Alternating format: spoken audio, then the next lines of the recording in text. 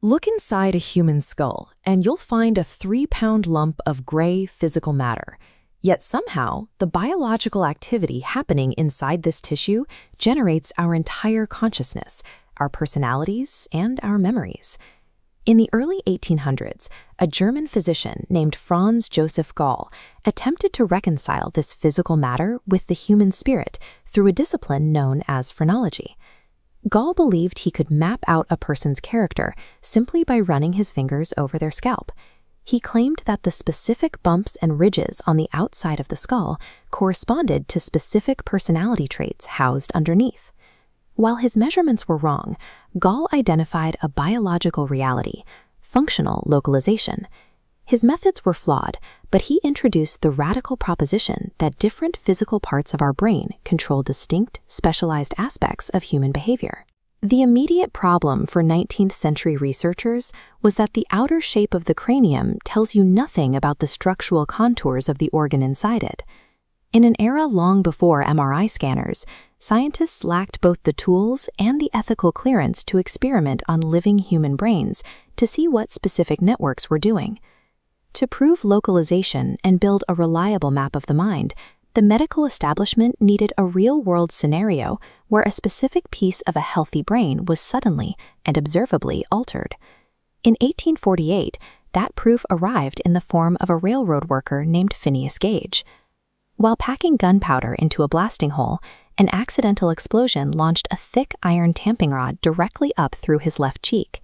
The rod tore straight through his left frontal lobe and blasted out the top of his cranium. Miraculously, Gage survived the trauma, standing up and describing the accident while fully conscious. Following his physical recovery, Gage retained his memories, his speech, and his motor skills. However, his friends quickly noticed that the core of his identity had vanished. The previously mild-mannered and soft-spoken man became aggressively vulgar, surly, and mean-spirited. People close to him concluded that he was simply no longer Gage. Gage's recovery demonstrated that damage to specific tissue selectively removes specific components of a person's character. We trace these regions through the brain's layout, mirroring evolution, built like nesting dolls in 3 layers.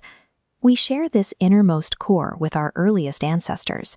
It's anchored by the brainstem, with the medulla at the skull's base. These ancient regions operate on autopilot. Without requiring conscious effort, they manage automated survival functions, like the steady beating of your heart and the expansion of your lungs. Swelling from the bottom of the brainstem is the cerebellum. This structure processes nonverbal learning and helps coordinate voluntary physical movements.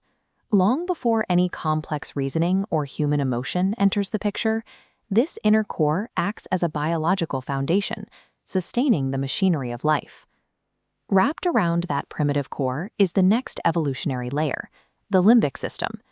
This acts as the mammalian center for emotions and primal drives. Within this border region sits the amygdala, a pair of neuron clusters responsible for generating intense moments of terror and hot, bloodthirsty aggression. Right alongside it, the hypothalamus works to maintain internal physical stability by regulating body temperature and hunger, while also processing sensations of pleasure and reward. Finally, the hippocampus anchors the network by allowing us to retain new facts and actively consolidate our memories. The limbic system takes our basic physical needs and translates them into the powerful, localized psychological drives that compel us to act. Covering all of this is the newest evolutionary addition, the cerebral cortex. This outermost layer of gray matter makes up 85% of our brain weight and oversees our highest levels of thinking, speaking, and perception. Each hemisphere has 4 lobes: frontal for personality, parietal for touch, occipital for sight, temporal for sound. Zooming in, adjacent strips process targeted data. The motor cortex signals your arm to move, while the somatosensory cortex processes feeling a hot mug. Woven throughout all 4 of these lobes are association areas.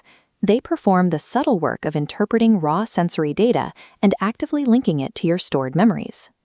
The visible gray matter is a highly organized atlas where the mechanics of human intelligence are precisely divided.